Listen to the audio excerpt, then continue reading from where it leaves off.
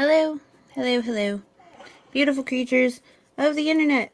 I'm Mango Jones. I know that I scheduled this very last minute, but I have been running behind like a lot today. A lot today. So, in the description, as always, you will find links to the master list of US resources, which contain links to everything from LGBTQIA plus resources to reproductive health resources if you're looking for a therapist, because sometimes in life you need a therapist. Yeah, so all that's there. Also down there are the links to all of these stream pervs. My peoples, love them to death. Hey, bipolar. Nice to see you. So yesterday I did part 1 of this comprehensive timeline breakdown, which took us up to roughly June 4th of 2021. Today's stream is going to focus only on June 5th through about the 21st. Reason being, there's a lot of paperwork, there's a lot of supplemental reports we are going to look at, there's video that we're going to see, there's a lot. So, this stream is only going to focus on that. Next stream will be after that through September or so, because there's a lot of shit that happened in September. September was wild. But we'll get to that. Yeah. Also, so someone left a comment on my video yesterday asking if there are illegal laws, because I keep saying legal law. So, for those of you that have found me just through the true crime stuff, I am the adjunct petty professor for Petty University. And in the other trials that we have covered, such as Daryl Brooks, we talked about legal law. That has carried over to this. Anyone that is one of the petty people that finishes out all of this Murdaugh stuff with me will get their Petty University degree in rich white law. Because it's so much different than poor white law, black law, any type of law. It's wild. But yes, there should be illegal laws. Like in this state, for some reason, when there's a state of emergency, you're not legally allowed to gather with 3 or more people in your residence. Don't know what the point of that is. Don't know why that is. They call a state of emergency for damn near anything, including like storms and stuff. So I guess you're just not allowed to shelter in place with more than 3 people during the state of emergency. I don't fucking know.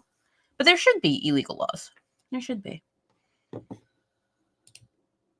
It's just how it goes. So yes, you will hear me say legal law a lot. Because it's legal law.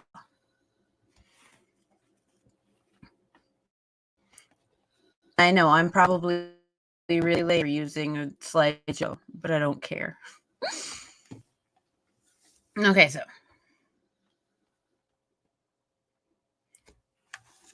In regards to the Murdaugh murders and the months after, we'll be using a bunch of video because there's a lot of video.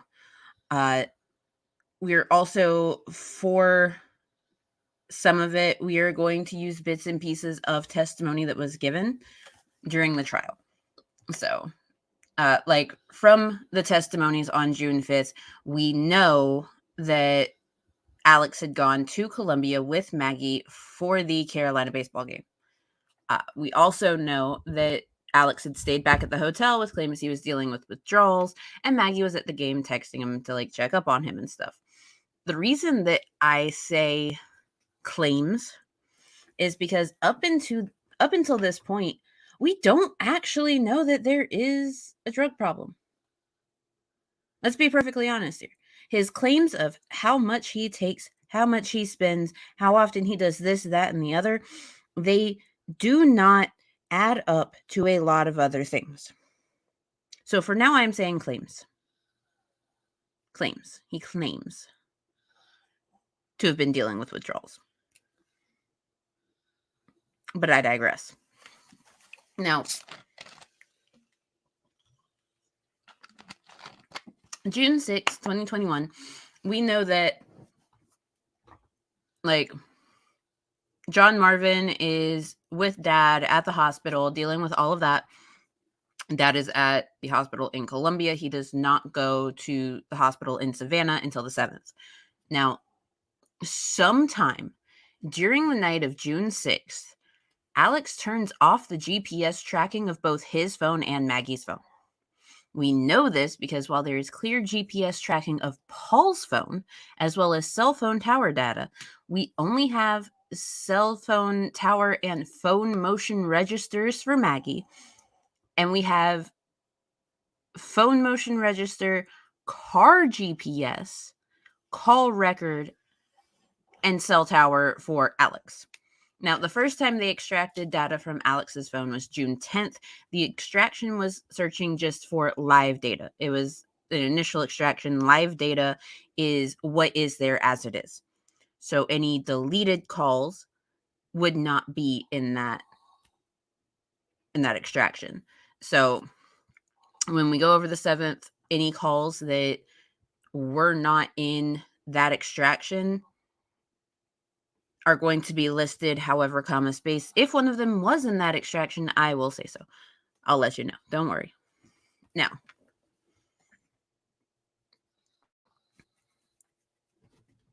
the timeline for June 7th is taken directly from the SLED condensed report, testimony from Blanca, the head housekeeper, testimony from Shelly, Libby's mom's caretaker, Alex's mom. So, and the reason that we're doing this is because once we go over this, all of the lies, all of the everything that he tells and his family tells in interviews, in reports, in this, that, and the other, they will be more obvious. They will be easy to pinpoint because a lot of them are very subtle. A lot of the lies are extraordinarily subtle or just badly executed, to be perfectly honest. So let's get into it. Now, the morning of Maggie had appointments, morning of June 7th, of course, Maggie had appointments down at Edisto, and she was trying to get the Edisto property ready for the 4th of July event that they had going on. She did, in fact, say that she, quote, trusted the Mexicans, end quote, to close up at the property. She sounded very disappointed when she talked to Blanca about going back to Moselle because, well, she wanted to stay in Edisto. She loved Edisto. Maggie also informed Blanca that Alex had requested Paul to come to Moselle to fix something that had been messed up by the groundskeeper, Claude Rowe, CB Rowe. Hey, Reaper. It's okay if you fall asleep. I'm sorry that you don't feel well today, but remember, take care of yourself first. It's most important. Now, Alex left Moselle to go back to work Alex left Moselle to go to work. A little afternoon, Blanca saw him leave in khaki pants, a green polo shirt, a blue sport coat, and brown leather shoes. Allegedly, Alex was asked about missing money that day, however, space, as to whether or not he was actually confronted about money that day is unknown. All we have is the word of the good old boys club. Because if you remember correctly, the woman that confronted him, she's the sister-in-law she's the sister of Russell Lafitte, who was stealing money with Alex and had been for years. Keep that in mind. Now, hey, Lizard, I just got to your favorite part. I was about to say, also that day, Blanca was asked to pick up Alex's favorite Capri Suns, which she did not obtain. She did not get the Capri Suns. I put that in just for you.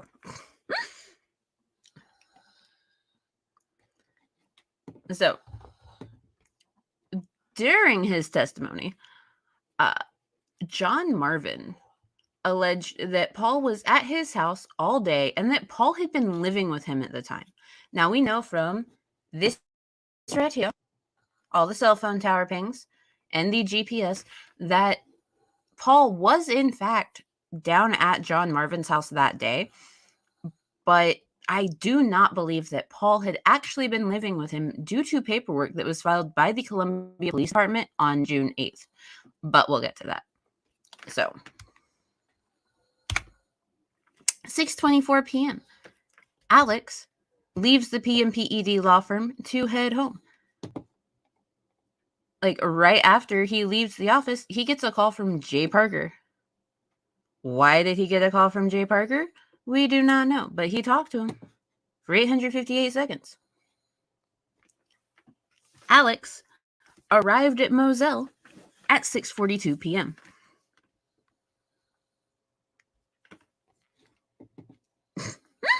Yes, you're right. She is very lucky she didn't get boat murdered over some Capri Suns.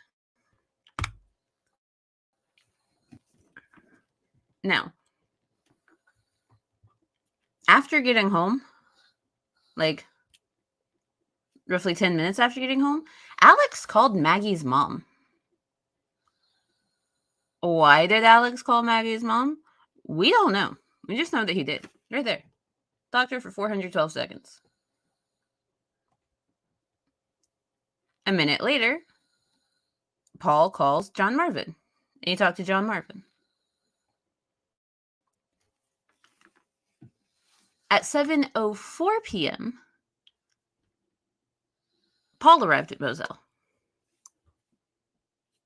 Also at 7:04 p.m., Maggie's phone connects to the Bluetooth in her vehicle. Again, her phone being connected to that Bluetooth is the only reason that we know that she was in fact driving her car during that time. And here you can see where her cell phone had pinged in various locations on the way back to the Moselle property. That's how we know that she did that travel. She did the thing.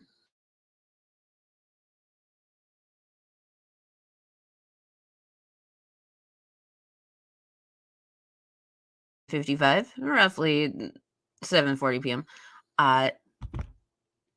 Paul's phone creates a thumbnail in a database related to Snapchat. The reason that it creates this thumbnail is because he has recorded a video with Snapchat, but he has not yet sent the video with Snapchat.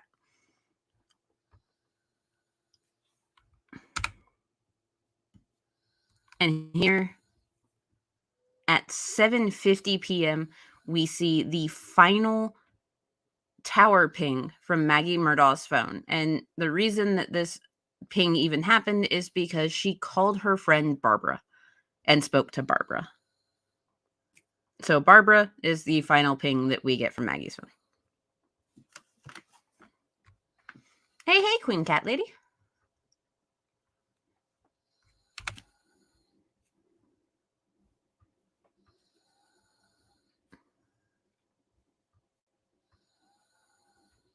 Now, at 7:56 p.m., Paul sends the Snapchat video of Alex, which is this video.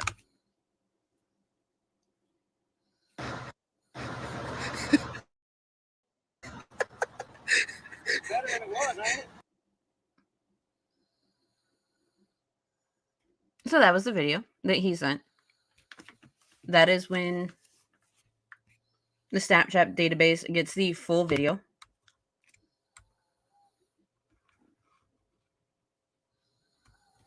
Oh, I don't find it crazy how fast the verdict came, purely because, well, there's a lot stacked against them. He shouldn't have gotten on the stand. Like, he honestly killed his case by getting on that stand.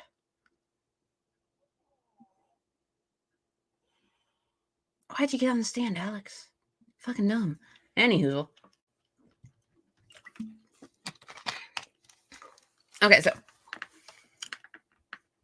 at 8:17:14, Maggie's phone disconnects from her card Bluetooth, which lets us know that she had made it back to Moselle. That's true. Bipolar noir narcissists know best. Of course. Stands to reason. Now, when Maggie got home, Alex said that he went to the house and left Paul at the shops, which are, down by the kennels. Paul arrived to the house roughly 2 minutes after Maggie did. Alex testified that after Maggie got home, he went to shower, and then when he got out of the shower, he and Maggie ate food in front of the TV. As to whether or not that actually happened, I'm unsure. No one's sure. The only person that would know would be Maggie, and Maggie is unfortunately deceased.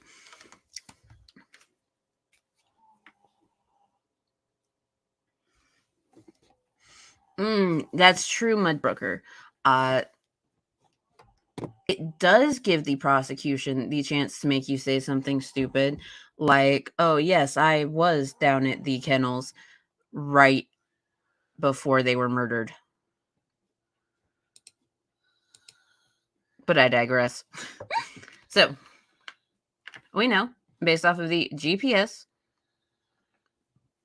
that Paul and Maggie were at the kennels at 8:38 p.m.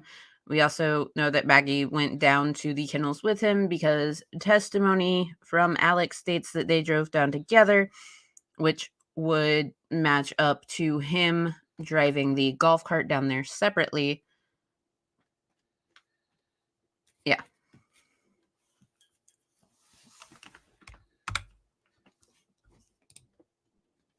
Now,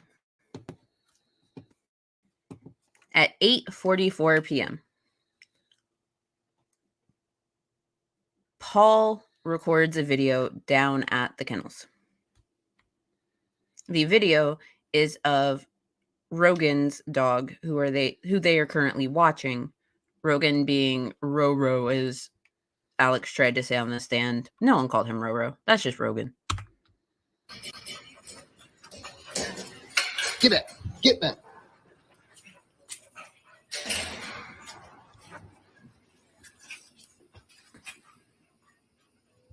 Quit, Cash. Quit. It's okay. Come here. Come here, Cash. Shit. Come here. Post it. Cash. Hey, he's got a bird in his mouth. Bubba. Hey, Bubba. That's a guinea. This is a chicken. Come here, Bubba. Come here, Cash. Come here, Bubba. Cash. Quit.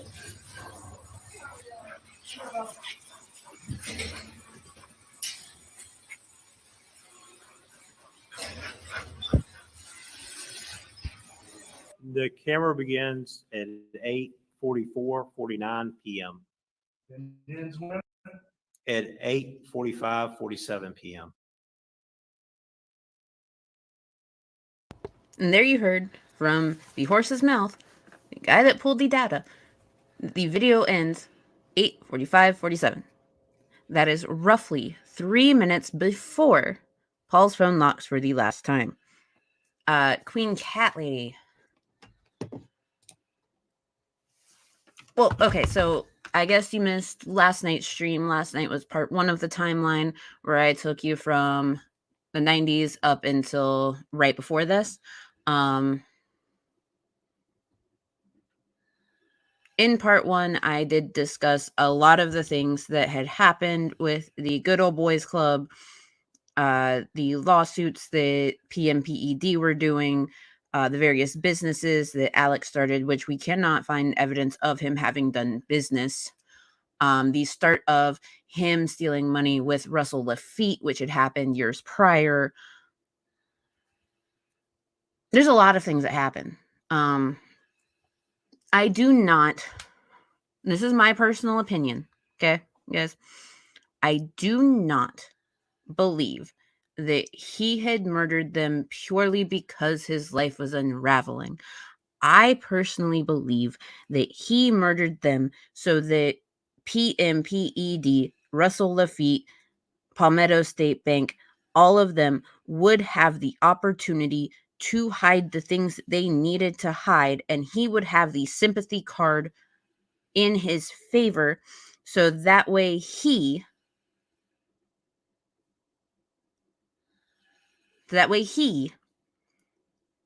could take the fall and save the rest of the Good Old Boys Club. The insurance fraud suicide attempt did not happen until September 2021. We are not quite there yet, but we'll get there. But no, him and Russell Lafitte had started stealing money from from clients associated with PMPED back in 2015, 2016.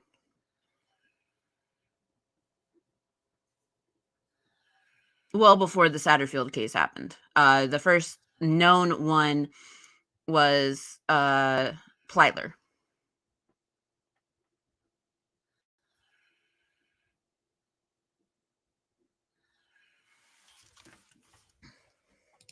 Yeah, that is a very wild transition, because they by all accounts they were just spending time as a family down at the kennels. They had this video was recorded and sent to Rogan of Cash, and you could hear Paul and Alex and Maggie in the background because Bubba got the chicken. Also, kudos to Bubba. Bubba deserves all of the treats, all of the good boy pats, because if it weren't for Bubba, we would not have had Alex Murdaugh's voice on that video, and we would not know that he was, in fact, down at the kennels at 8:45 p.m. Now,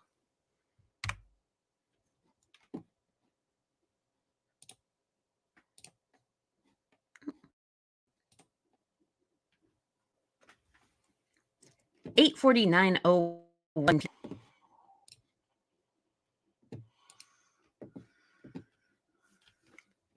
Paul's phone locks for the last time.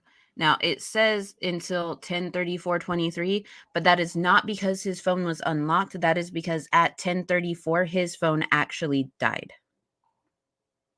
So, yeah, his phone died at 10:34, but we'll get there. 8:49:31 p.m., Maggie's phone locks. It does not unlock until 1:10 p.m. the next day. That is when her phone is found roughly 0.8 miles outside of the front gate of Moselle.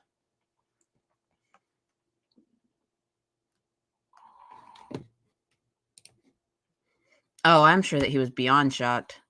I know that he was really surprised to learn about the Snapchat video that was sent. So was Chris Wilson. Or no, sorry, not Chris Wilson.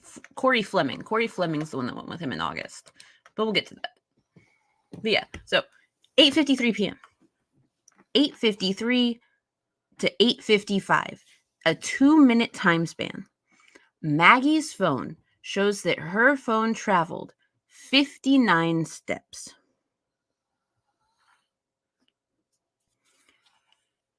During that time, during that 2 minutes, her phone orientation kept moving.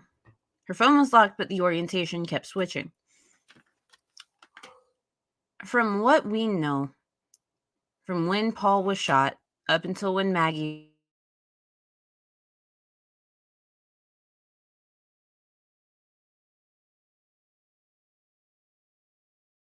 was shot,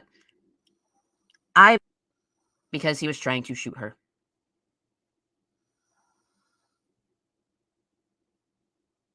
Oh, my shit just froze.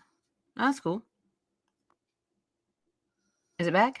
Are we good? Am I unfrozen? That's lovely. I'm not sure how far 0.8 miles is in Capri Sun links. Hang on. I can't believe I'm about to do this.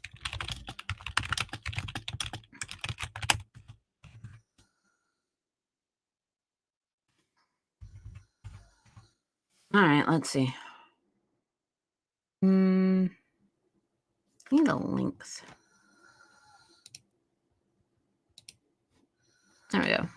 Oh, okay. So it is. Hey, Skids Crasher. Let's see. That's how big the label is. How big is a Capri Sun straw? I can't.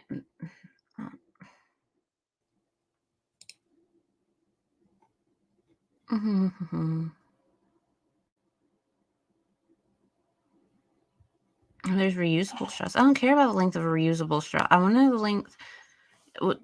Okay, so can I give you a reference in sizes of the Capri Sun label?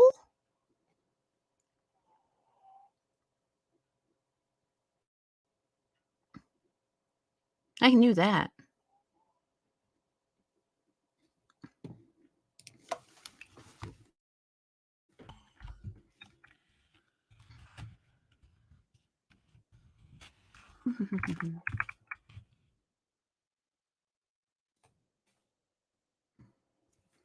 Because if we go based off of that, Capri Sun label is 3.5 inches. 0.8 miles is 50,688 inches. So it would be 14,482 Capri Sun labels.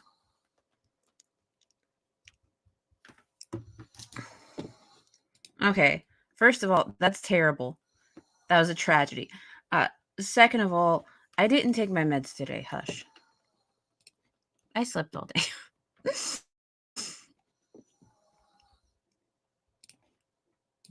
Moving along. Now, again, I do believe that the 59 steps that were registered were in fact Maggie Murdaugh running away from Alex. He absolutely did deserve those 2 life sentences.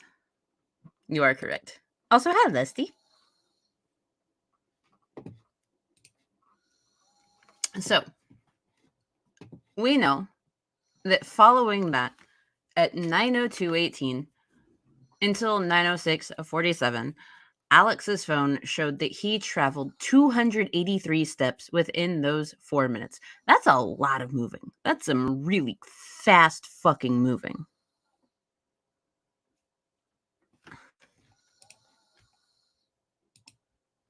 So, during that 4-minute span, Alex tries to call Maggie.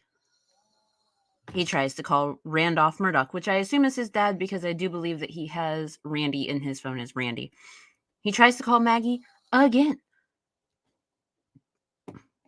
And then right before his phone connects to his Suburban, he makes a third call to Maggie Murdaugh's phone.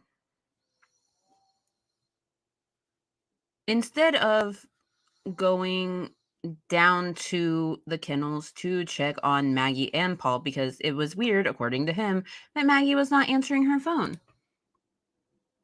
he decides to leave out of the front gate of Moselle at 9:07. He leaves Moselle. See, there's kennels, and there's the entrance by the kennels. He could have gone down to the and checked on them, and then exited. But no, he left the gate right there. Weird, huh?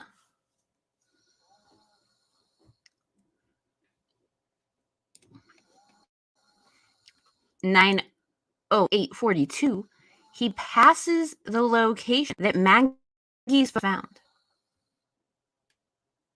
So a minute and a half after he leaves the Moselle property, he passes over where Maggie's phone was found. Mind you, Maggie's phone never unlocks again until they find it.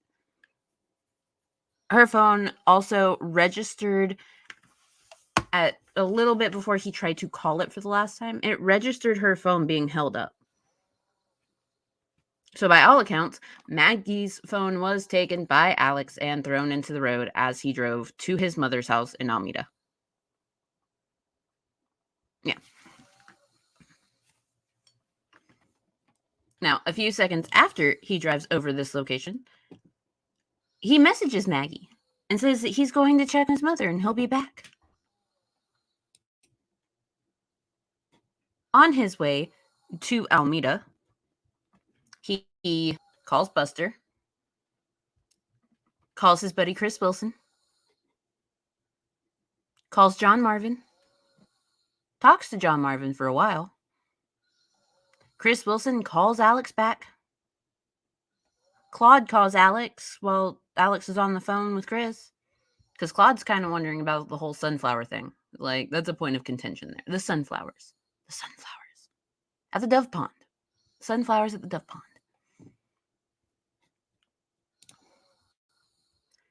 At 9:22, he arrives at Alameda.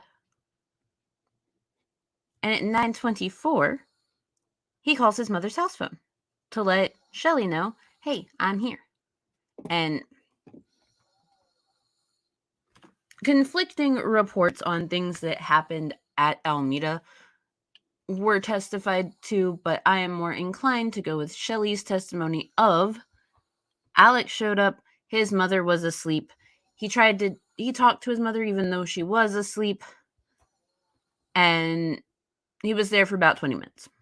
Because by all GPS accounts, he was there for 20 minutes. Because he left at 9:43:18. See?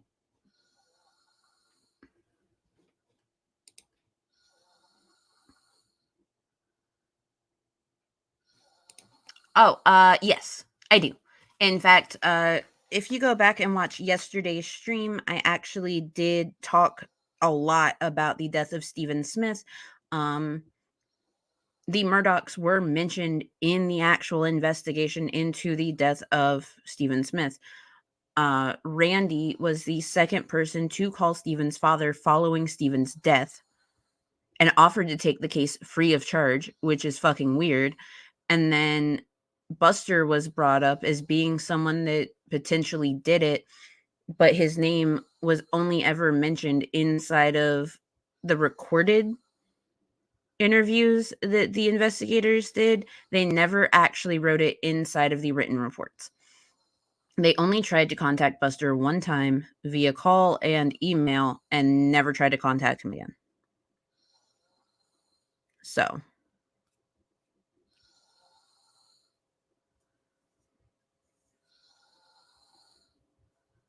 for Stephen Smith, like, that was a thing that happened.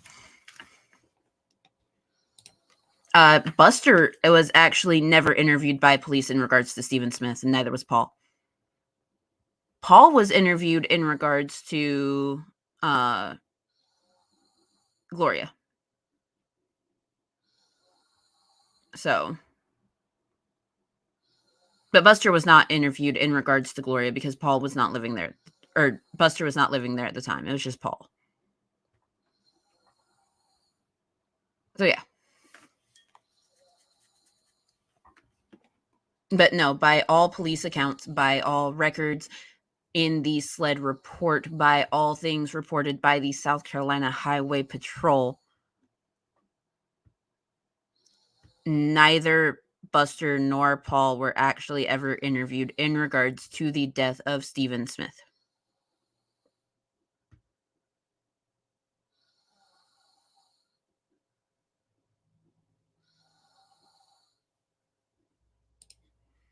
It all depends on which podcast said it. I am going based off of Fitz News, which I do have the source for those things because Fitz News did FOIA the entire investigative report for the Stephen Smith incident. They got everything. They had hundreds and hundreds of pages of information. So Fitz News actually FOIA'd the whole investigation for that. Because they're great. They do stuff like that.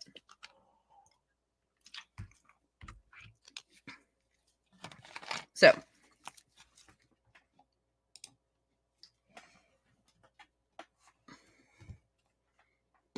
now, we know Alex left Alameda at 9:43:18.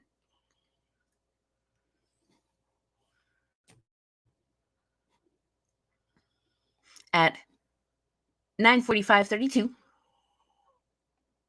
Maggie missed a call from Alex. 9:46, Alex called Paul. Alex then texted Maggie saying, "Call me, babe." which is weird since her phone's in the middle of the road and he put it there, but whatever. Mind you, again, all of this was deleted from his phone. He deleted this. 9:52 p.m. Alex texts Chris saying, "Call me if you up." That was on the extraction. He did not delete that. He did delete the subsequent phone calls where Chris called him at 9:52:59 and 9:53:55. Also, when he texted Chris Wilson, he was driving 80 miles per hour. Yeah. At 10 o'clock, he turns on to Moselle, or he turns into Moselle. 10:03, almost 10:04, he calls Maggie Murdaugh. At 10:05, he leaves the house. At almost 10:06, at 10:05:57, he arrives at the kennels. And for some reason, 20 seconds after arriving, he calls 911. Mind you, in multiple statements, he said that he ran and saw them first, then ran back to the car, and then called. And there's so many things that he allegedly did before calling 911, which obviously he did not, because the 911 call happens 20 seconds after he arrives.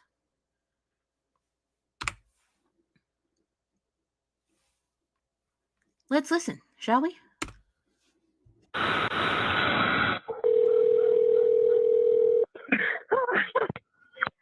911, what's your emergency?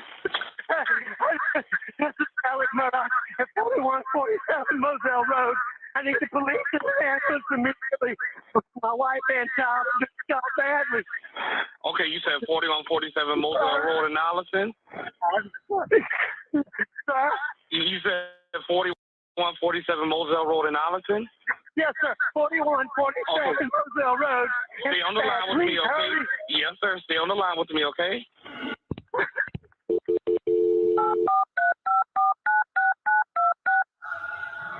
Yes. Hello? I'm still here. Stay on the line. I'm still here, okay? Colin County Communication.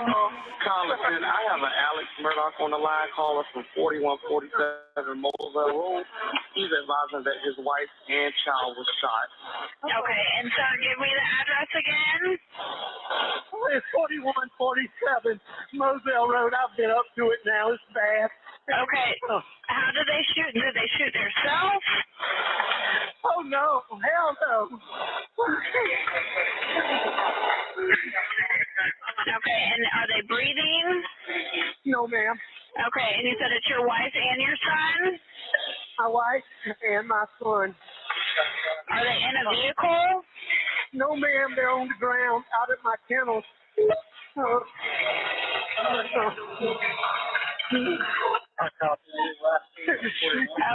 and did you see anyone? He shot in the head, and he shot really bad. He shot. Okay, where is he shot at? Ma'am, I don't know, but there's blood everywhere. I can see his brain. Face down. I tried to turn her a little bit, but she's got a hole in her head.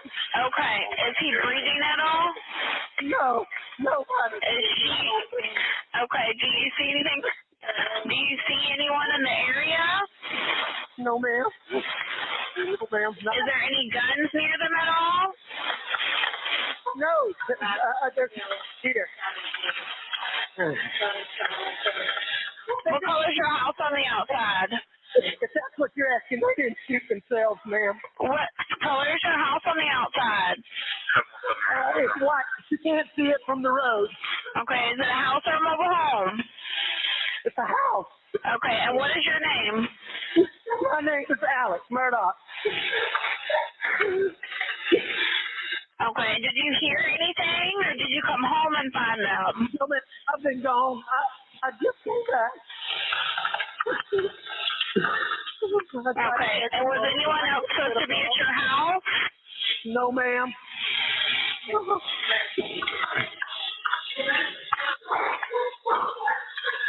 Please hurry. We're getting somebody out there to you.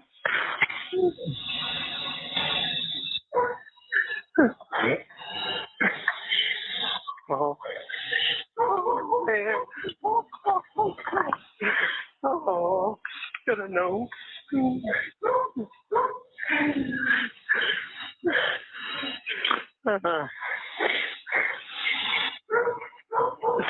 Okay. What is her name? Maggie and Paul. Maggie is her name? Yes, ma'am. Okay. When's the last time you talked to Maggie? Hour and a half ago, probably 2 hours ago.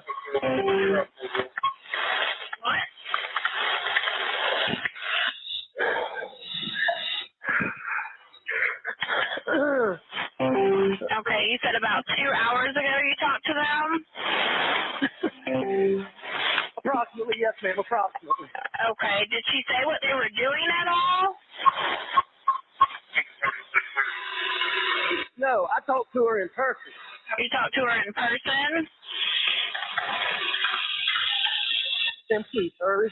We're getting somebody out there to you. Me asking you these questions don't slow them down, okay? And you sure they're not breathing? Is he moving at all, your son? I know you said that she was shot in the head, but what about your son? Nobody. They're not. Neither one of them moving.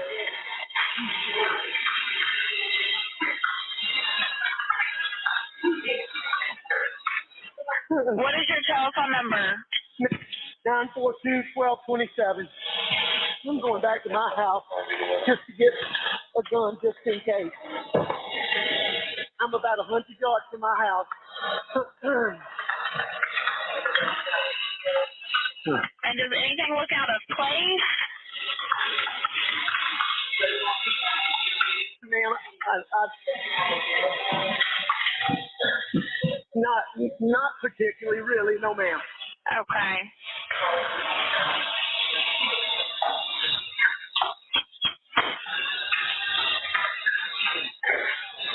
Well, I know you're upset, Mr. Murdaugh, but I don't want you to get a gun and have a gun out whenever my officers get there, okay? I will not do that.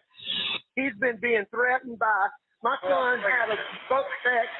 He's been being threatened for months and months and months. He's been hit several times and should finally quit. Do you know who was threatening your son? It's too many people. Just over the phone. 1 second. And you don't know the name of who was threatening him at all? My son knows, and my son knows. Your son knows who was threatening him? I have another son, ma'am. Okay.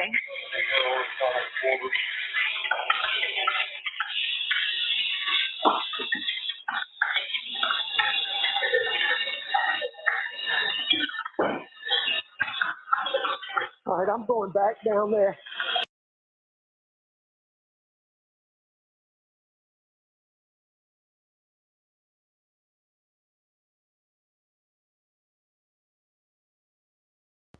Okay, so don't know why it skipped ahead so far.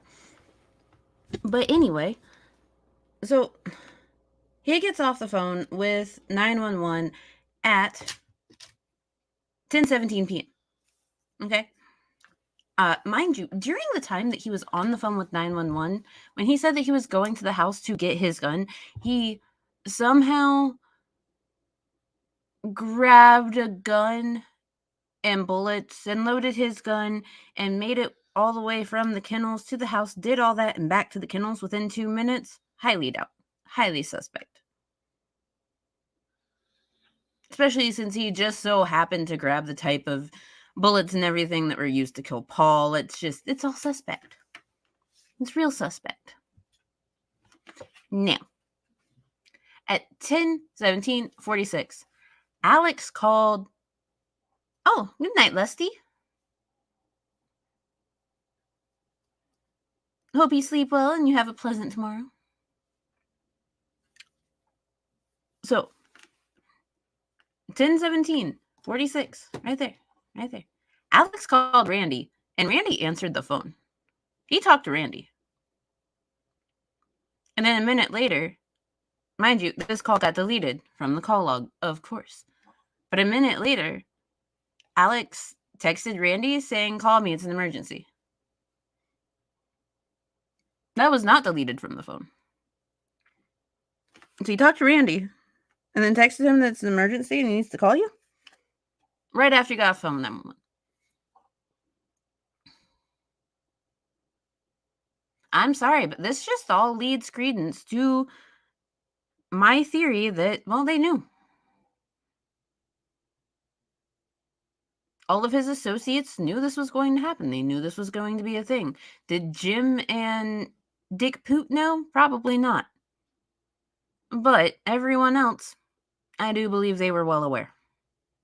Because he was the fall guy. So that way they wouldn't have to worry about their little empire of bullshit being brought down. But I digress. 10:39. Alex calls Randy. 10:19. Alex calls John Marvin. Then Alex tries to call Rogan. And then he calls his sister-in-law, Christy, Randy's wife. He talks to Randy again. So all of this before the cops show up, by the way.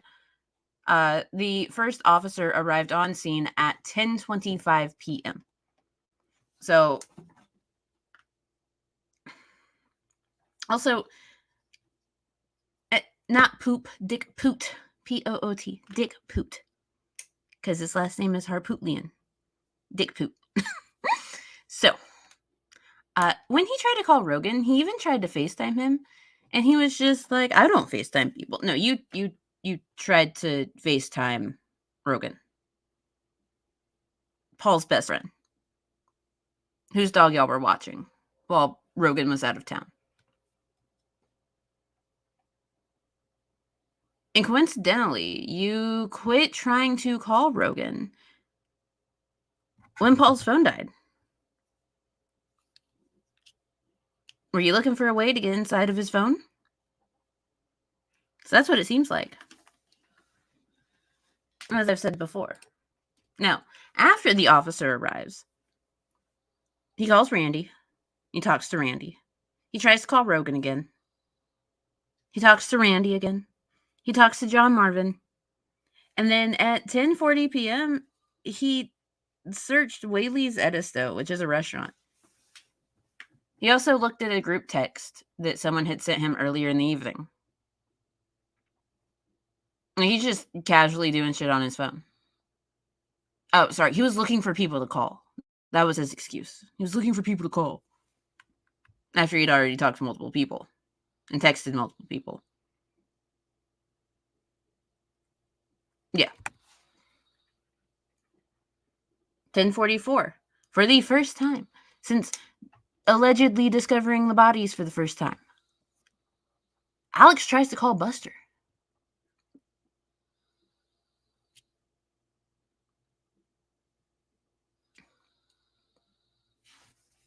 Alex finally calls Buster at 10:44 p.m.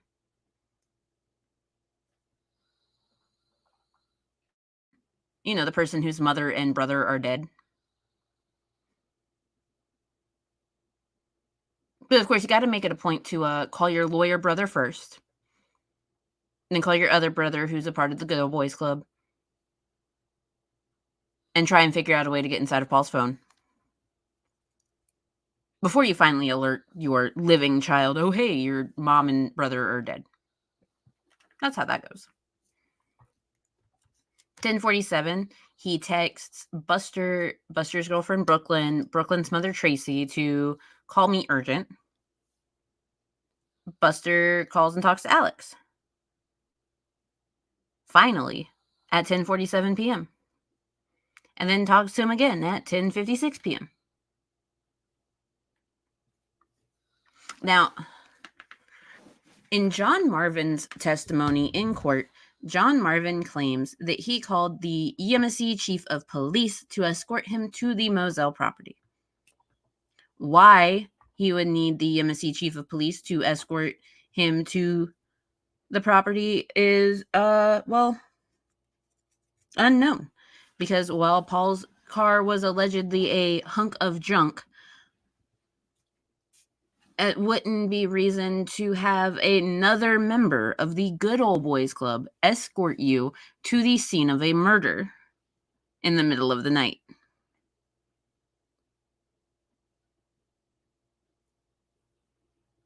Yeah. Now, at roughly 1 a.m., Alex had his first recorded interview with agents. We're going to watch just a little bit of that. We're not going to watch the entire thing. Let me bring it back, because, again, I do stuff and things.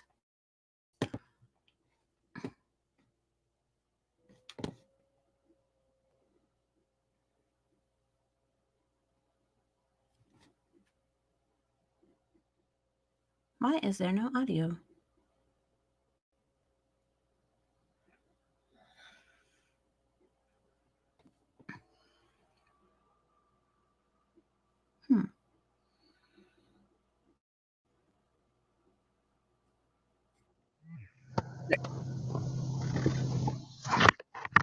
All right, sir. I left the house without my watch. 12:57.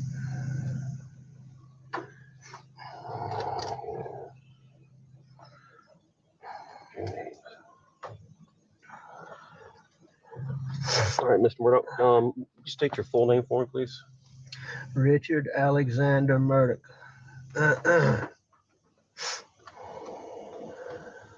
And spell your last name so I get it correct. Murdaugh. All right. And you go by Alec? Yes, sir.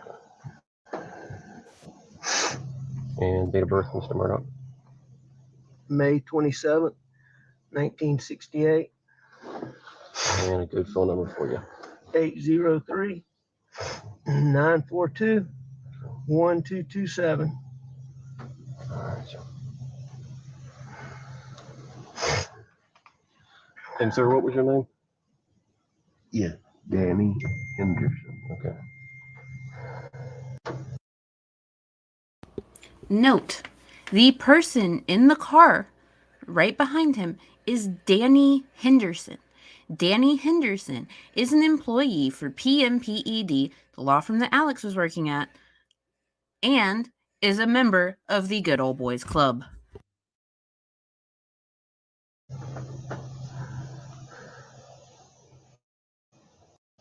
Oh, Danny Henderson was also representing Alex in the Mallory Beach wrongful death lawsuit at the time.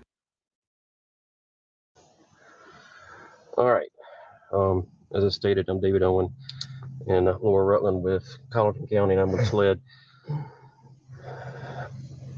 I hate to have to do this. I understand. Yeah, I totally understand. yeah. So you don't have any problem with it. So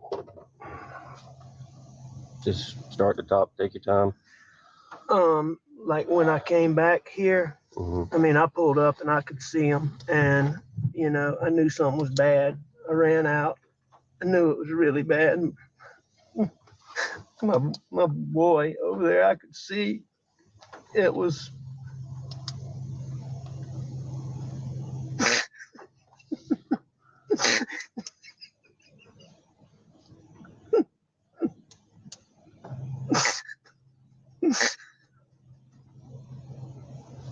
I'm so sorry.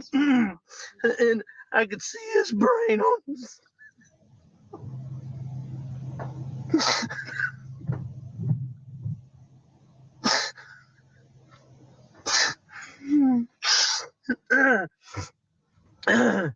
And I ran over to Maggie. And actually, I think I tried to turn Paul over first. You know, I tried to turn him over, and I don't know. I figured it out. His cell phone popped out of his pocket. I started to try to do something with it, thinking maybe, but then I put it back down really quickly. Then I went to my wife, and I mean, I could see.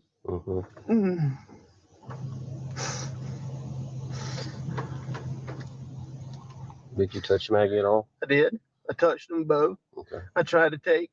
I tried to do it as limited as possible, but I tried to take their pulse on both of them. And you know, I called 911 pretty much right away, and she was very good. Hey, hold a folder.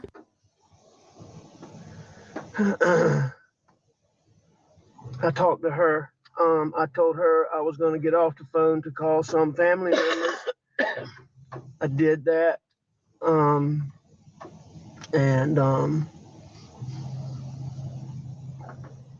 What family members did you call? I called my brother Randy, and I called my brother John.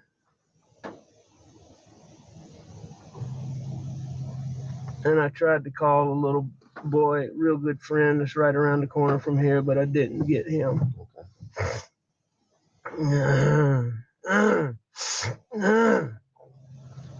What all was around Paul when you walked up? Blood. Anything else? I mean, there were some body things, yes, sir. I mean, like any other evidence? I know you said the phone fell out the pocket, but did you see anything else that didn't belong or shouldn't belong or that wasn't part of Paul? No, sir, not the, no, sir. How about Maggie? No, sir. You didn't see anything around them? What made you come out here tonight? I went to, my mom's a late stage Alzheimer's patient. My dad's in the hospital. My mom gets anxious when she does. I went to check on them and Maggie. Maggie's a dog lover, and she fools with the dogs. And I knew she'd gone to the kennel. I was at the house. I left the house and went to my mom's for just a little while. Tried to call her when I left. Texted her, no response.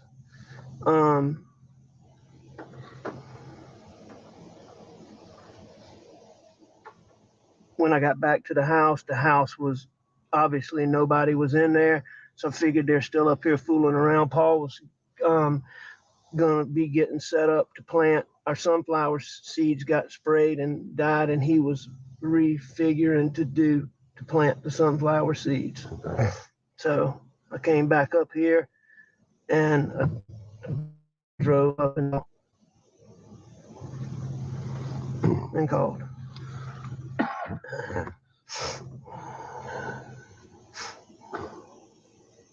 Had Maggie and Paul been arguing over anything? No. What was their relationship like? Wonderful. Wonderful. How about yours and Maggie's? Wonderful. I mean, I'm sure we had little things here and there, but we had a wonderful marriage, wonderful relationship. And yours and Paul's relationship? As good as it could be. How old is Paul? 22. Okay. You know his date of birth? I do. April 11th, 96 is his brother's. April 14th, 99 is Paul's. And how about, what's Maggie's full name? Margaret Brandstetter Murdaugh. And her date of birth, sir? September 15th, 1968.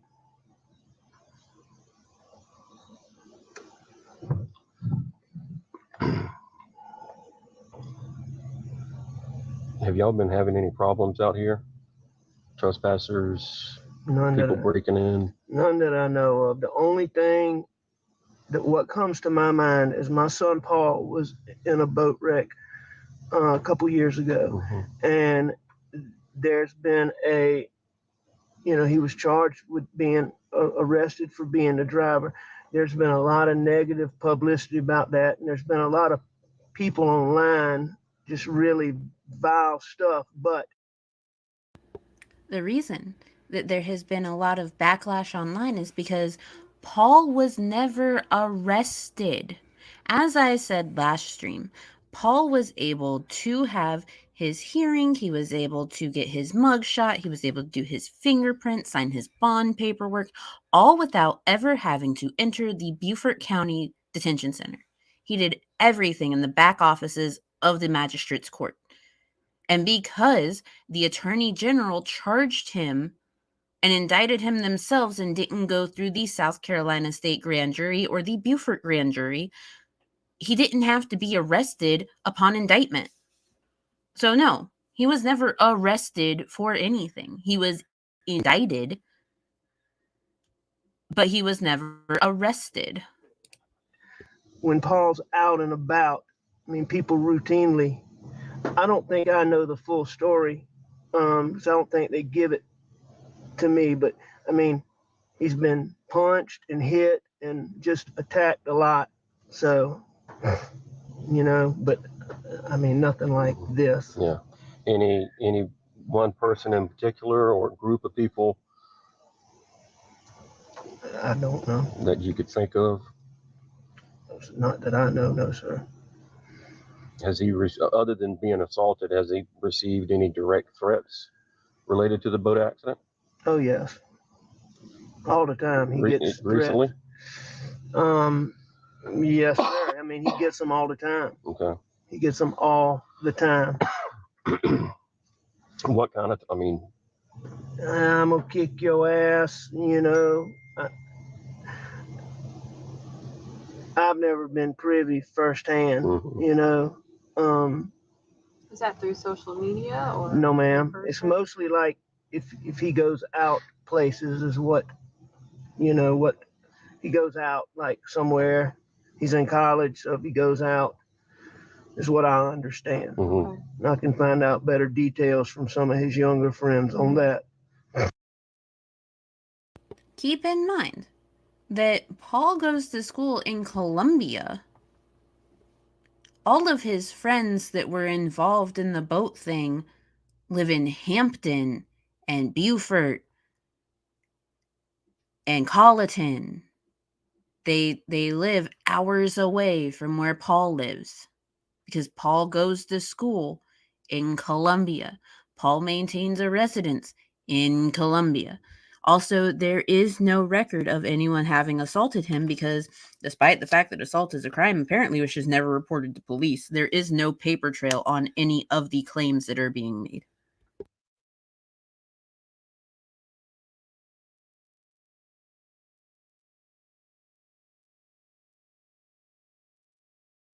I don't know why it did that. It keeps doing that to me. I fucking hate it. No. It went back. ABC it went forward so far. Oh my god.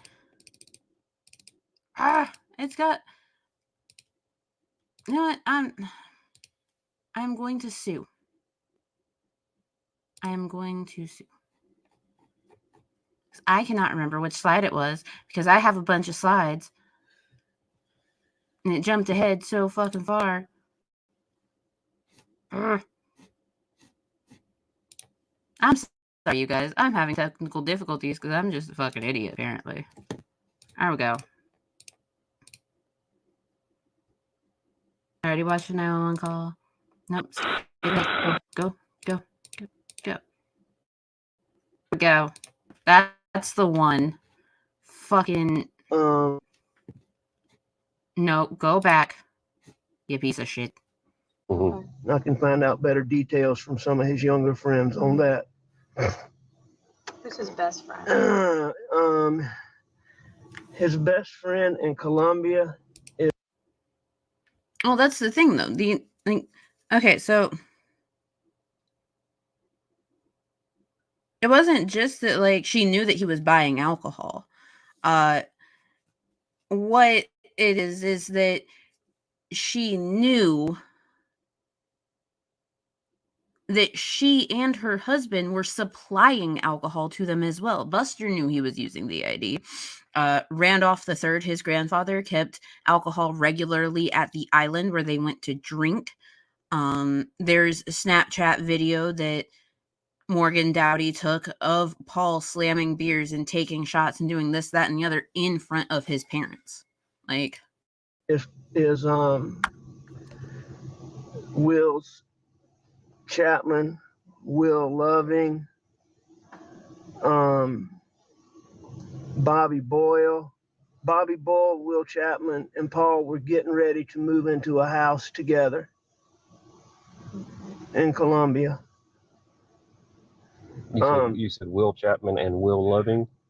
Will's with an S, okay. Chapman, and Will with an L, Loving. Okay.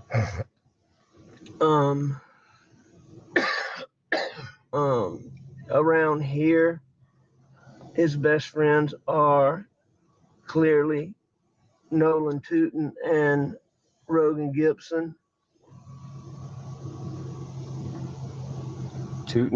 Nolan Tootin. Yes, sir. And what was the other one? I'm sorry. Rogan Gibson.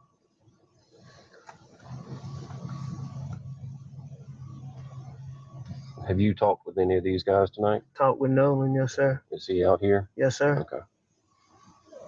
I tried to call Rogan, was one of the people he's the boy that I told you lives Okay, around the corner. okay. That's very, he's just a good, helpful young man. You mind if I open the door really quickly? Go right ahead. Do what you need to do.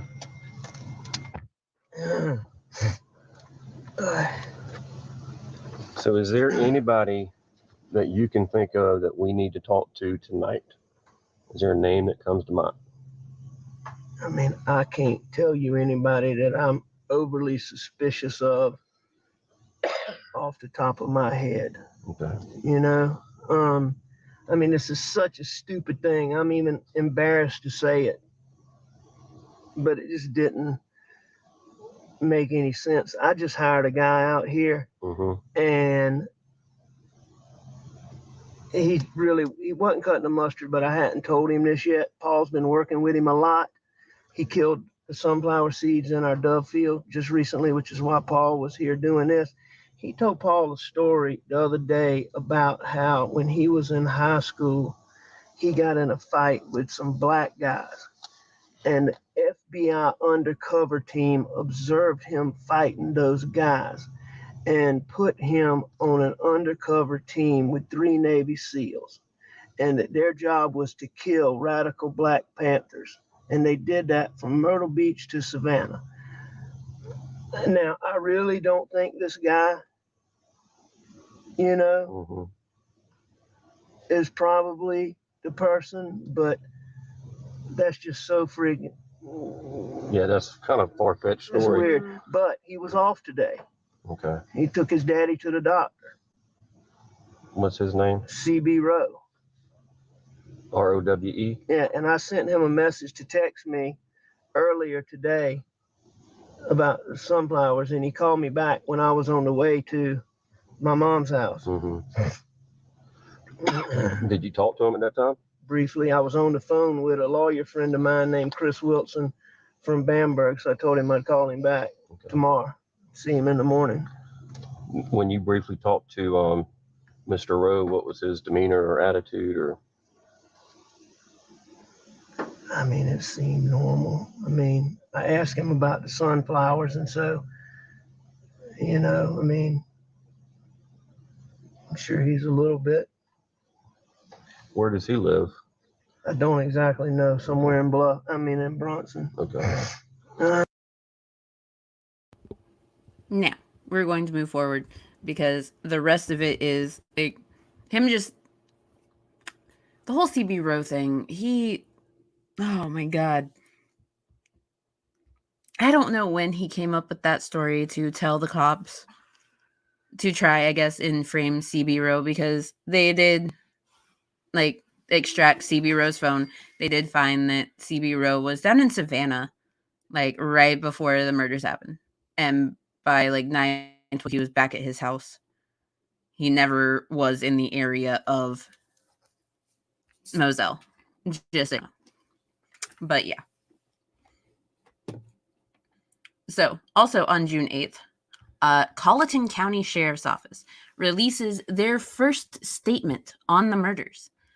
And it's 2 lines that said that approximately 26 hours, I responded to 4147 Moselle Road in Colleton County in reference to 2 gunshot victims found by the caller. That's it. That's all they said. That's all they sent out to people. Now, contrary to John Marvin's testimony that Paul had been staying with him and working, on June 8th, the Columbia Police Department responded to an apartment whose door was ajar. The officer, after checking that nothing was amiss, and after seeing that there was no one in the apartment, they secured it before leaving the location, and they discovered the apartment was Paul Murdaugh's. Like, that's Paul's apartment. He is the only person on the lease to that apartment on Whaley Street in Columbia. Why was his door open?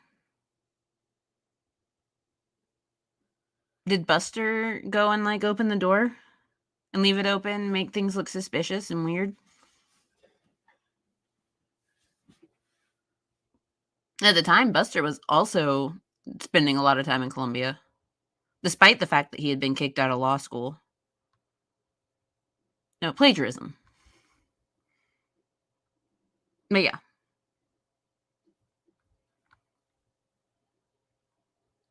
All things suspicious and weird. On the 8th, the Beach family released a statement through their lawyer, Mark Tinsley, and his office, Gooding & Gooding, which read,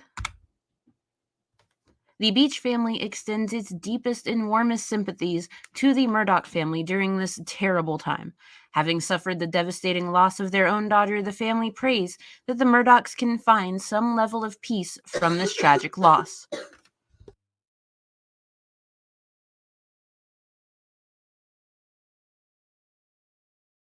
They would like the family and the community to know that their thoughts and continued prayers are with the Murdaughs. It is their most sincere hope that someone will come forward and cooperate with authorities so that the perpetrator of these senseless crimes can be brought to justice. Now, John Marvin, in his testimony, oh, hey, Mary Sunshine, said that he called his buddy on the 8th to see if the crime scene was cleared so that he could go look at it. You know, instead of just asking the SLED agents that were at the Moselle property if he could go to the crime scene, he was like, I'm going to just call my buddy. He claims that his buddy said that it was clear and he could go in there.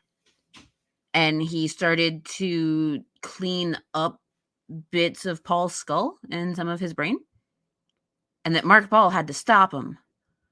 But then he also said in his testimony that he actually made the call the night before, on the 7th. But, like, the crime scene probably was not yet cleared. John Marvin is an idiot. And yeah, it's as simple as that.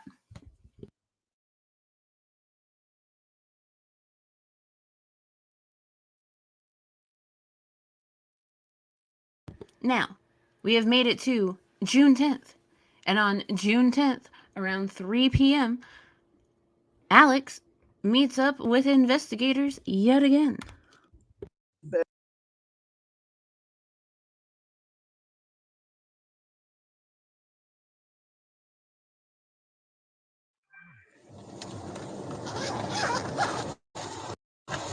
Can I take this call really Yes, sir. quick? Go This right is ahead. my sister-in-law, Yes, go ahead. and she's trying to.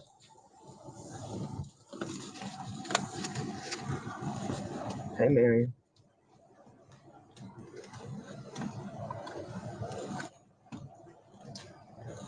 Marion Okay, is man, Maggie's sister. Marion, when I meet with law enforcement, so I'll call you in just a minute. I don't have a card. That's fine. Did Chelsea call you? Okay. Okay. Can you let Chelsea know and then make her run Lynn down? Okay, well, tell her to go get Christy to find Lynn. Get any one of the secretaries to find her. All right. Thank you. Sorry to put that on you. Bye. Sorry about that. That's all right. One thing I want to do before we start is I'd like to get a cell phone exam so we can just corroborate everything. Let me get a consent, and I got a guy here that's going to do it. Are you going to download it now? Yes, sir. Okay, great. So I'll get to keep my phone? Yes, sir. Good. Yeah. What? Now, as I said before, this was the Dillon Hightower extraction. This was the extraction done by the 14th Judicial Circuit. This particular extraction was only looking for the live data on his phone, and Alex being a prosecutor, Alex knowing what happens in the court of law, Alex having this history that he has, knew exactly what they were going to pull first. So he deleted his call records, you know? Like anyone that's not guilty would do. How much attorney-client privilege stuff is on there? A lot. Okay. We do have a taint attorney that's going to examine it before we ever do. What is a tank attorney? A taint attorney, they look at somebody who's not affiliated with the case that makes sure that there's, Jim, do you know? Yeah, Can you explain it better? Sure. And I mean, it's a privileged attorney that doesn't, if there is attorney-client privilege information, it's redacted or extracted by the taint attorney. How do they know who's a client? I know. It doesn't matter. Yeah. Whatever it is. Yeah. You know what? But if y'all get some but attorney-client whoever stuff. that is, would go through me. And So signature. Just write your name here. So Alec, I've had situations where It's not a big deal. Give me a list of all his clients or something like that, But I'll fill out the rest. I think the big thing, Joe, is, when you download that phone, I don't know if emails come with it or not, because that's probably where all this attorney-client privilege stuff. And we can actually isolate the emails. Yeah, that's probably. You don't text My clients. No, I do. I text a lot of clients. Okay. I'm not a big emailer. Is that an 11 or 12, or do you know? I do not know. Okay. I can tell you that case for you if you want me to. Look at the back, it should have a number.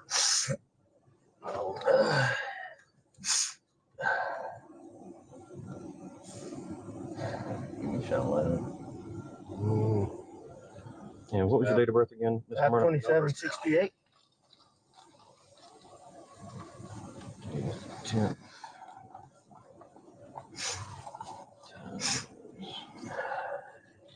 And the last word is social. Get on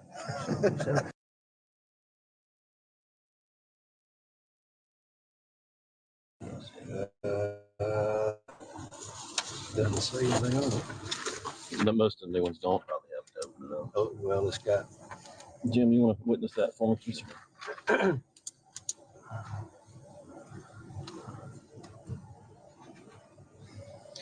And if you got a passcode or My passcode is write it on there. start at the bottom 9, go up 9669. 9669. Yes, sir. All right, let me run this till. I'll be right back.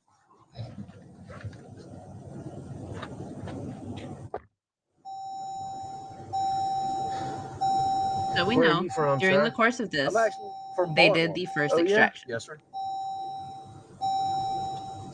I got some cousins in Baltimore. Got people in Barnum too. Mixon. Mixing oil? Yeah. Okay. Yeah, that was my. You kin to Dickie Mixon? I don't know. That Mixon oil, my Uncle Ray Mixon, and his son Teddy and Bobby and a bunch of them. Then Freddie Mixon, he was. I knew Freddie Mixon very well. And his wife Etta and Jill. Mr. Freddie goes to Elko Church. Yeah, Not anymore. He's dead. I mean, he will. Well, he did. Yeah. Well, yeah, I was at his funeral. He had a tiger paw casket at the funeral. He's a big Clemson guy. You know Big John Bedingfield, don't you? Oh, yeah. I know John. That's my cousin Okay. in Sweet Caroline. John's son and my son are the same age. They were in school together. So you grew up in Bowling? Yes, sir. All right, sir. So he's got it and he's taking care of that. But I get it back. Yes, sir. Yes, sir. All right, sir. So when we spoke the other night, I got kind of a basic overview. Yes, sir. And it was pretty traumatic. That's okay. Yeah, I know so, you yeah. need to ask me. You ask me what you need to. So I want you to, let's start Monday morning and take me through your day. Monday morning, you know, did I do Monday morning? My wife and my older son had gone to the baseball games that weekend.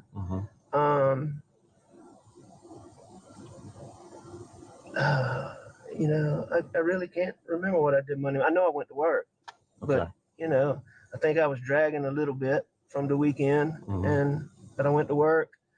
I usually mess around on my farm, and then I go to work. I was at work. You know. Were you at the office in Hampton, or? Yes, sir. Okay. Yes, sir. So I was at my office in Hampton. You know, I mean, I was just at my office doing Legal work. Yes, sir. I'm sure I can go back and probably recreate some specifics if you need me to, but I can't like sit here and recall on the top of my head exactly what I was working on. I know one thing I was working on was we had some big motions coming up in a Dominion Energy case. I was getting ready for those. And I was getting ready for some motions. I'm a defendant in a civil case involving my son. I told you about the boat wreck. Yes, sir. And there were some motions coming up in that on Thursday, and I was mostly just getting ready for those things, and then other junk. What time did you leave the house to go to the office? I'm not sure. Who all was at the house when you left?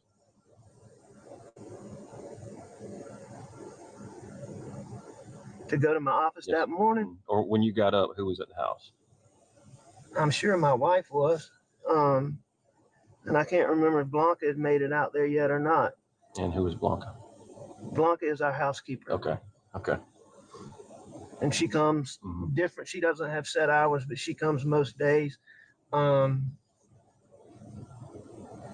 be able to tell you if I was there when she left or not. I can't remember. And so you went to the office, you did, some motions. What time did you leave the office? I left a little bit earlier than normal because my son Paul was coming home. Because he had not been with us during the weekend, and he was coming home. We were going to replant some sunflowers the next day. And so he was calibrating, doing and getting everything ready. So he got home a little early. I left a little early so he and I could knock around, and we knocked around for, just doing things we like to do out there. We're riding around looking at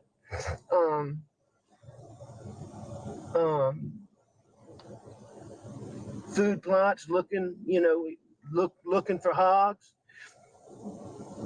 a little bit of target shooting, just bullshit. Yeah. You said Paul wasn't with you over the weekend. Where does he live with you at the house on Moselle?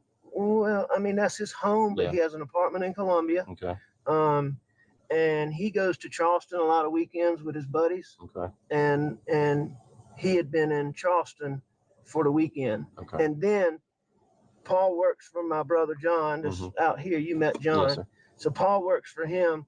So Paul decided to he went to spend the night with my brother, his Uncle John. They were very, very close. Sunday night. And then he worked for John Marvin, and he came home Monday afternoon. About roughly what time in the afternoon? you know, I would think it'd be somewhere in the 5 o'clock range, a little bit. It was broad daylight when we were, it wasn't dusk, dark, or late. Okay. You know, and we rode, you know, we just rode around. We rode around our dove field looking at how the corn was doing. He and I had planted corn in the dove field, and he planted the corn in the duck pond, and he was, you know. So we know all about the dove field and the duck pond. Like that, he could not shut up about that during trial. But any hoozle, moving along. So he gets his phone back. They did the first that extraction. All was well. He did continue with the lie that, you know, it had to have been boat crash stuff. It's because of the boat crash. But it wasn't anyone that was involved in the boat crash, but it just had to do with the boat crash. You know? Makes sense, right? Now, Paul and Maggie's funeral arrangements were set, finalized, and published by the People's Roden Funeral Home of Hampton on June 10th. His obituary is what is up right now. The obituary did describe him as a loving and kind person with an abundance of friends. He was always eager to lend a helping hand to anyone in need.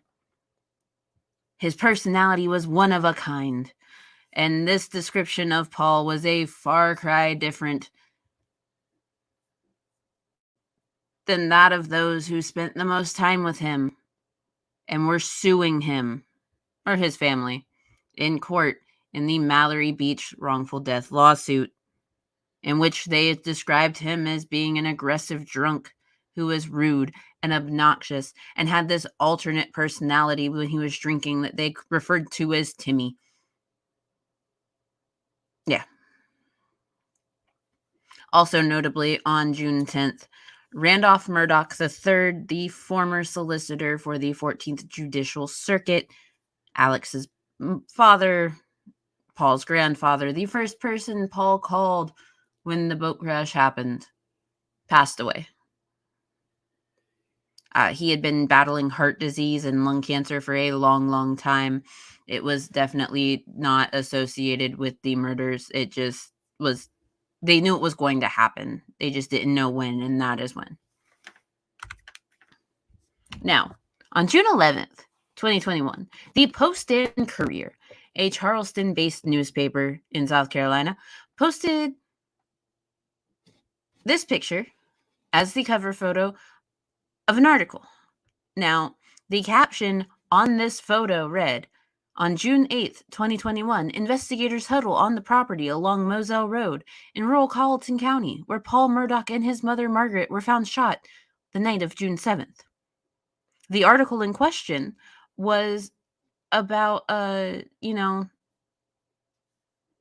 whether or not Solicitor Stone, the solicitor at the 14th Judicial Circuit Solicitor's Office, and his investigators should be involved in this murder investigation because, of all of the ties to everyone everywhere.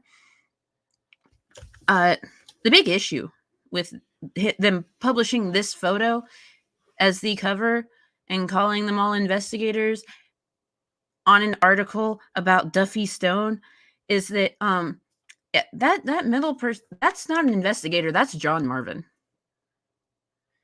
That's John Marvin Murdaugh, the non-lawyer, non-investigator, non-employee of the 14th Judicial Circuit, with members of the investigative team for the 14th Judicial Circuit. If you're going to publish an article about whether or not someone should be involved in an investigation, don't mislabel the picture. Maybe you should be able to identify the brother of Alex Murdaugh, who again is not an investigator, is not a solicitor, is not a part of the 14th Judicial Circuit investigative team. Yeah. It's a whole thing. Don't do that. Now, John Marvin alleges that when this was taken, he was using the Find My Phone feature on Buster's phone to locate Maggie's phone. And the reason that he went to the 14th Judicial Circuit investigative team was because SLED had ignored him and they were waiting on their technology people to show up. But of course, he had to be involved and do the most to involve himself. So he went to the people that his family's associated with and knows really, really well. People that have been to his hunting property for a good old boys club hunting trip, stuff like that. Yeah. Don't be a John Marvin. Okay, guys, just don't. No. Now, by June 12th, multiple news sources were reporting that investigators had theorized that the killer or killers were after Paul and that Maggie was killed by happenstance. Of course, we know that the idea of the killings being due to the boat incident were entirely because of the strategic and poorly executed reason given by Alex Murdaugh in the 911 call, the body cam footage of when the first officer arrived on scene, the initial June 8th interview with law enforcement, and the June 10th interview with law enforcement. Like, that idea that they were after Paul because of the boat is all because of Alex. Literally nothing else would point them in that direction, as there was no paper trail to him being assaulted or threatened or having this, that, and the other done to him. Like, that was all Alex.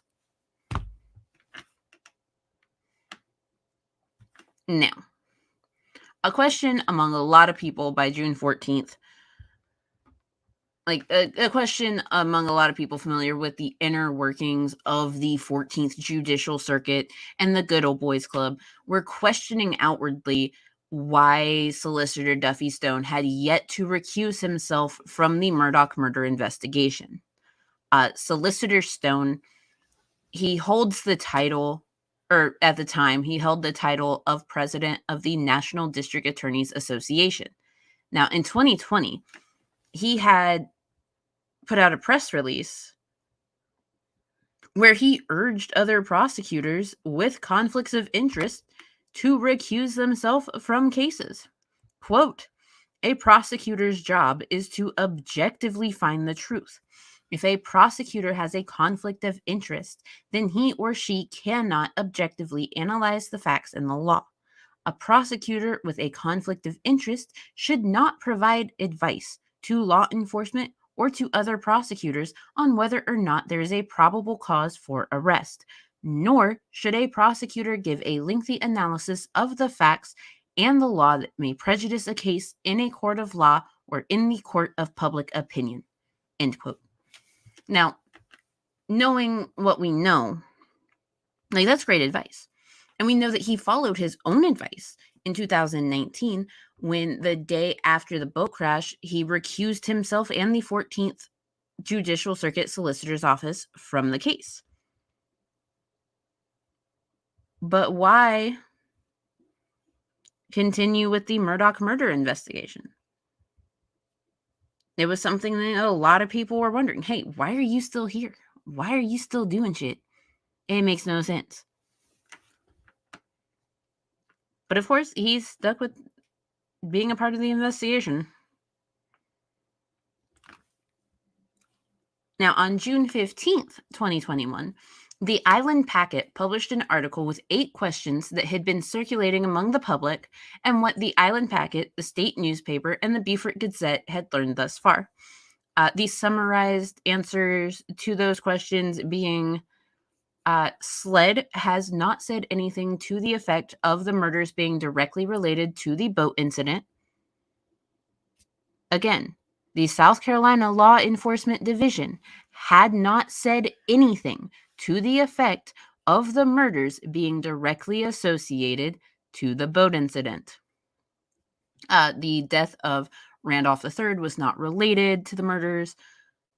There was currently no evidence that Alex's connection with the 14th Solicitor's Office would influence the investigation. However, the office would not clarify what role Alex Murdaugh had at the agency, which is weird. The dogs were not killed in any of the murders. No one has to worry, the dogs were fine. there was no publicly available evidence that would link any specific person or persons to the crime. No public statements had been made on weapons used in the crime, but sources familiar with the investigation said that Paul was shot several times with a shotgun and Maggie with an AR-15. Sources said that the bodies were found outdoors near a location on the property where the family's dogs were kept, as we know, the kennels. And finally, there was so much public interest in the crimes because for decades, the Murdaughs had been one of the most prominent legal families in South Carolina. Their law firm, headquartered in Hampton, has a statewide reputation for winning multi-million-dollar cases against big corporations, and members of the Murdaugh family were low country elected prosecutors for more than 80 years. Yeah, 86 years to be exact. Also on the 15th, the South Carolina Law Enforcement Division released its first detailed statement on the investigation into the murders of Maggie and Paul Murdaugh. The statement confirmed that Alex was the one to call 911. It informed us that SLED first arrived at the scene at 11:47 p.m. This was a little more than an hour after Colleton County's first officer arrived at 10:25. It also read, in part, that SLED was committed to conducting a professional and thorough criminal investigation to bring justice in the deaths of Paul and Maggie. SLED is further committed to transparency and will release any additional information, including additional information provided during the 911 call at the appropriate time. However, they cannot and will not do anything that could jeopardize the integrity of the investigation or that would violate the due process afforded to all in our constitutional system of justice. Which is ironic, because Hampton County was known for not allowing people to have the due process afforded to them in the Constitution. But I digress.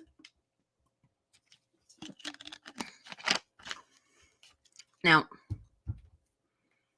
following reports that speculated that the boat crash investigation is still open because it could possibly be related to the recently launched murder inquiry, Mark Tinsley, the lawyer for the Beach family, issued a statement on the ongoing investigation into the boat crash, which read, quote, "The Beaches have every confidence and are hopeful that the Attorney General's office will continue to investigate and prosecute any improprieties related to any attempt by any member of law enforcement to influence the original criminal investigation related to the boat crash.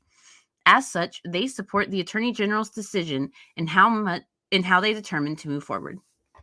Joseph N. McCulloch, attorney for Connor Cook from the boat crash, also issued a statement which read, quote, "On behalf of Connor Cook and his family, we join many in the community as they mourn the multiple tragedies of the Murdaugh family. Connor Cook was a passenger and victim in the boating incident that took Mallory Beach's life and injured others.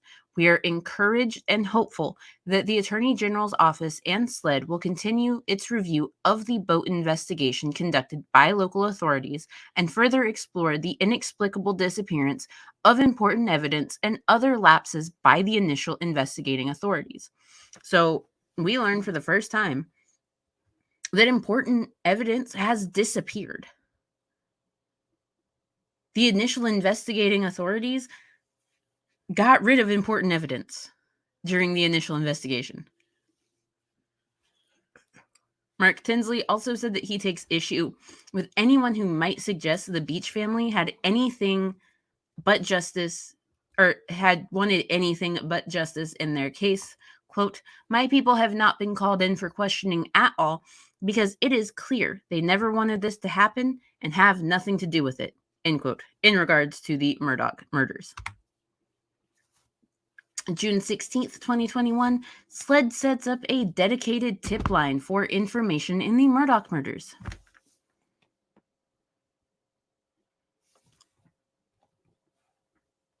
June 17th.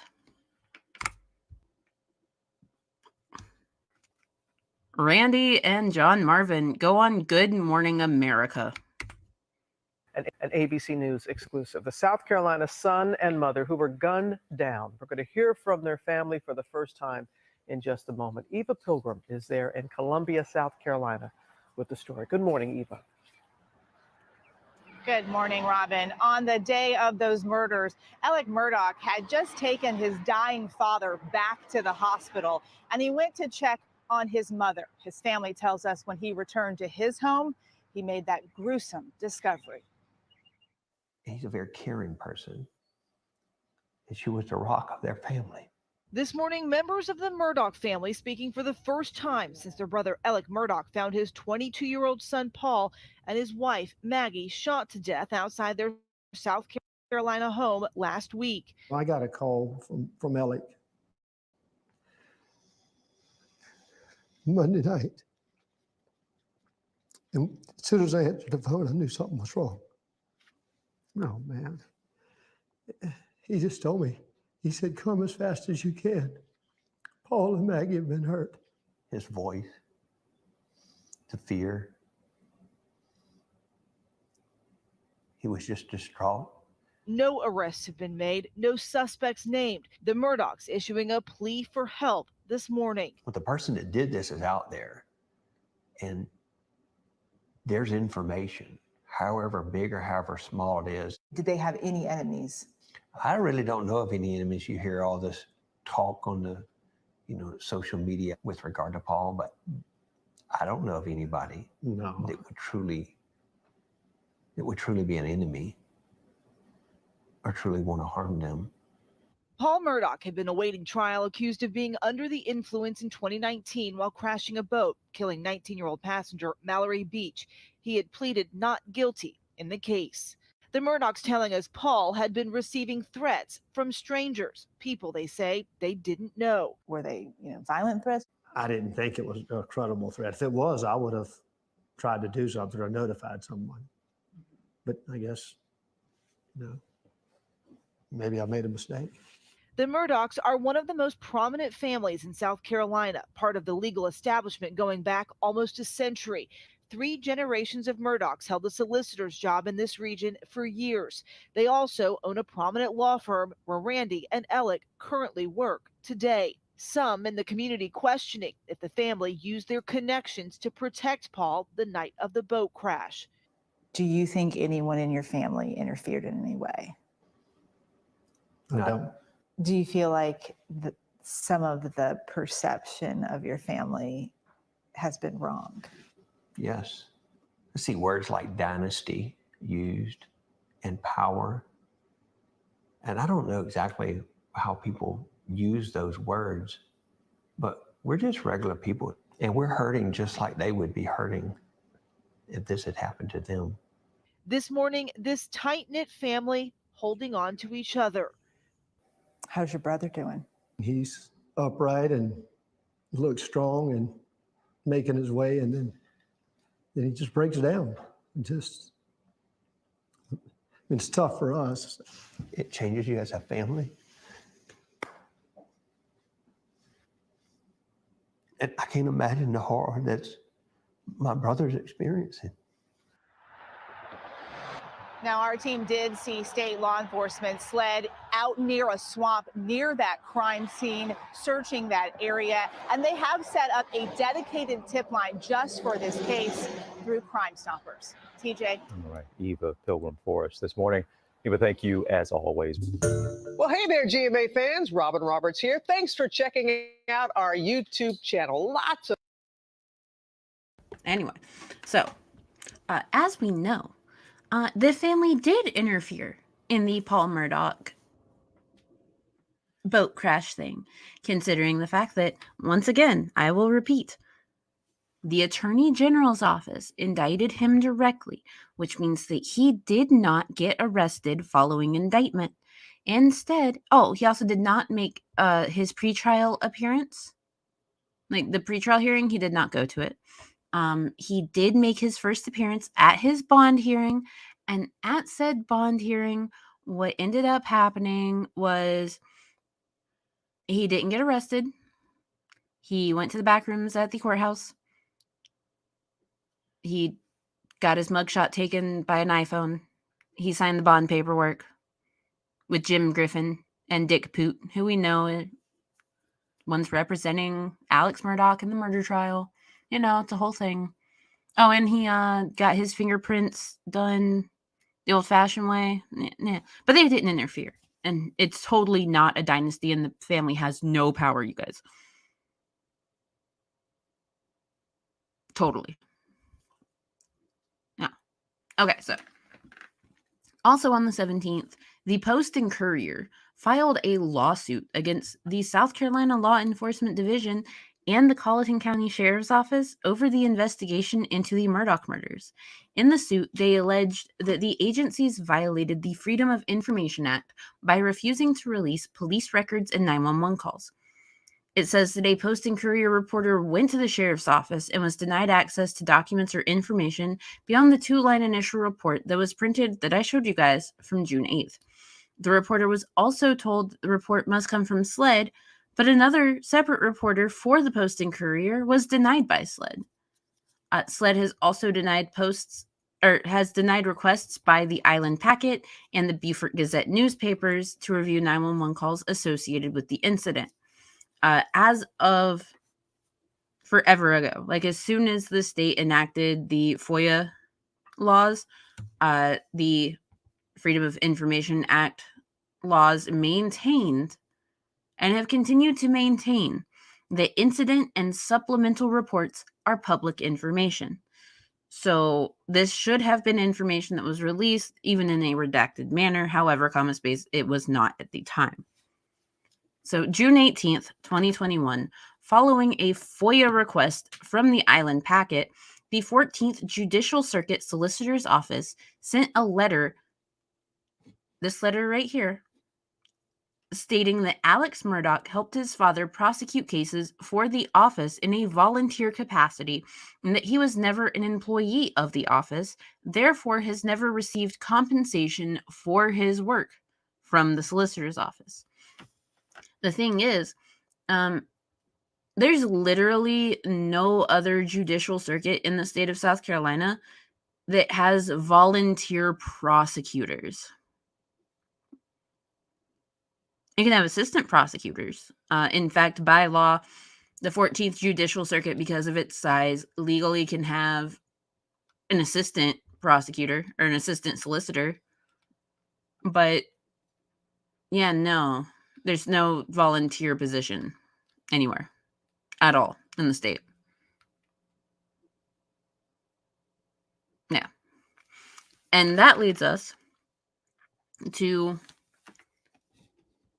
where we're going to end for today, which is with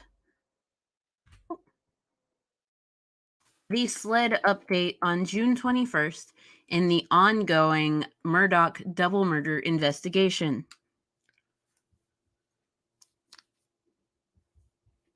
The release reads, in part, that SLED is committed to a thorough, fair, and impartial investigation into the murders of Paul and Maggie. We understand that the interest in this case is drawn. They understand the interest the case is drawn and urge the public to withhold judgment until the investigation is complete. They have received and are currently processing a significant number of FOIA requests for documents related to the case, and in the interest of transparency, SLED was going to go ahead and release the redacted copies of the supplemental incident reports received from the Colleton County Sheriff's Office. They will continue to evaluate the records in the case and will release additional information when possible. So, they did in fact release the redacted supplemental reports. Deputy McDowell, his report, saying that once he was on the scene, he helped Sergeant Green establish a crime scene located and marked redacted shell casings with crime scene tape. And once enough units arrived on the scene, he left and he resumed his assigned road patrol duties. Nothing further. A report by Daniel Green, Sergeant Green, where when he arrived, he found Paul and Maggie on the ground with apparent gunshot wounds. They redacted an entire portion of his statement. He advised the Colleton County Sheriff's Office dispatch that the scene was secure, so that way Colleton County fire and rescue medics could come to the victims. Investigators were already notified and responding to the scene. Big, huge redacted section. Case action report by Sergeant Murdaugh.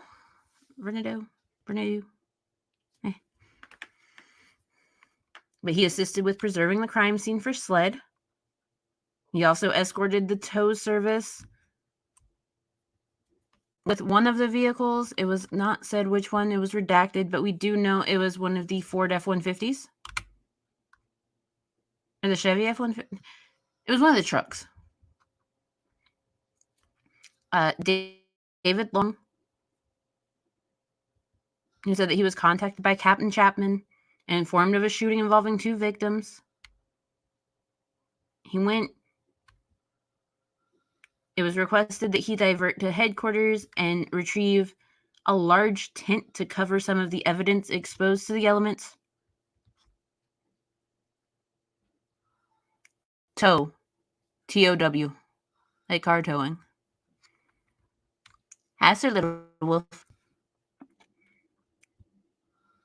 He said that while assisting on scene, the medical examiner had contaminated his gloves and asked if he would use his camera to take the necessary photos he required, and he did so at his direction. He remained on scene until SLED had completed their effort at the incident location. George Rowe, who on the morning of the 8th was contacted by telephone by Sheriff Hill and directed to assist at the SLED in the investigation of the case. James Washington, who made contact with someone on the 8th, as you can see, highly redacted.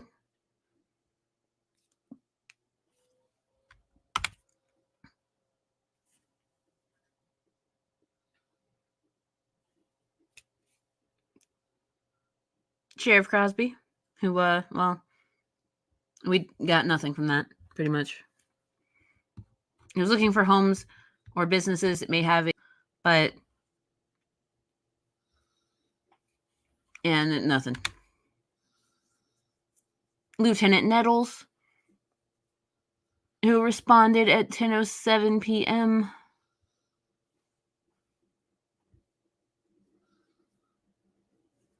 Even though that's actually a typo, it should not say 2:07 or 10:07 because the call to 911 was made at 10:06:14. Just throwing that out there. The first deputy did not arrive until 10:25. But yeah.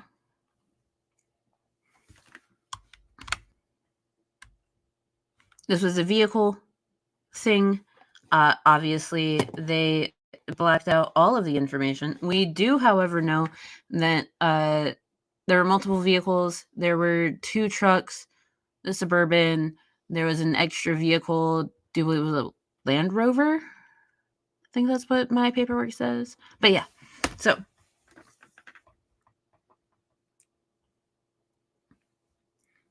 that is the murder and the first couple of weeks following. Next time I stream, we will be doing part 3 of the timeline, where we will be looking further into what was released during the investigation. We will be talking about the events of September 2021, because a lot happened in September. Like a shit ton happened in September. September was wild. We're going to talk about it. It needs to be talked about.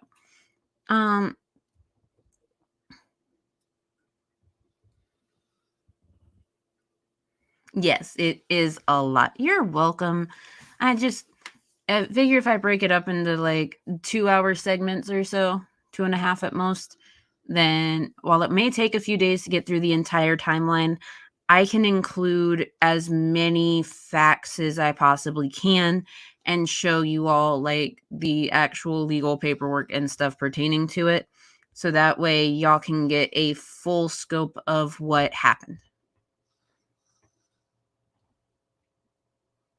Because I'm tired of all of like the partials that people put out there. Like, no, we need the full scope. Like, this is all of the things that happened. So, yeah, next time we meet, we'll go for the rest of the summer and all the way through September, because September was wild. That's when he had the murder for hire plot, and we'll talk all about it. We got a lot of paperwork. We even have the